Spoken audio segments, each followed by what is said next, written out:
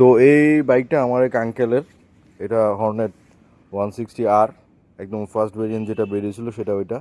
তো এটা নিয়ে উনি কুমিল্লা চাঁদপুর দিকে গেছিলো। তো ওইখানে যে একটা প্রবলেম ফেস করছে, যেটা বারবার নাকি কাইটে গেছে, ফিউজ কাইটে যেতেছিল। এখন কেন কাটতেছিল ওইখানকার মেকার দেখাইছে, ওরা বলতেছে যে রিলে ইস্যু অনেক কিছু।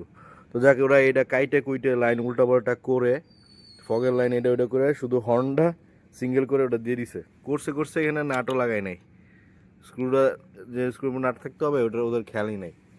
যাক, কিন্তু এখানে প্রবলেমটা কী ছিল জানেন? প্রবলেমটা ছিল জাস্ট এই যে ব্রেক সুইচের যে লাইনটা, এটা এখানে আমি এয়ার ফিল্টার চেঞ্জ করছি।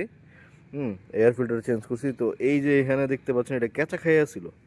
এটা যে এই জায়গাটার মধ্যে, এই জায়গাটার ভিতরে এভাবে ঢুকে ক্যাচা খাইয়া তারটা শর্ট হয়ে গেছিলো। তো এই শর্টের কারণে বারবার এখানে কাটতেছিল। এটা কিন্তু সিটটা খুললেই চোখের সামনে দেখতে পাইতো, খুবই একটা ইজি ছিল, চোখের সামনে সিটটা খুলে দেখতে পাইতো। তারা কি করলো জানি না। তো আমি আসি এখন ওনাদের বিল্ডিংয়ের নিচে, গাড়িটা এখানে রেখে গেছিলো। সো আমি এটা ঠিক করলাম, লাইন আসলো, ওই যে লাইন আসছে, এখন সব ঠিক আছে। সো ফিউজ টিউজ সব যা আছে আগের মতো করে এখন এটা লাগাই দিব। আর কি, দেখা যাক।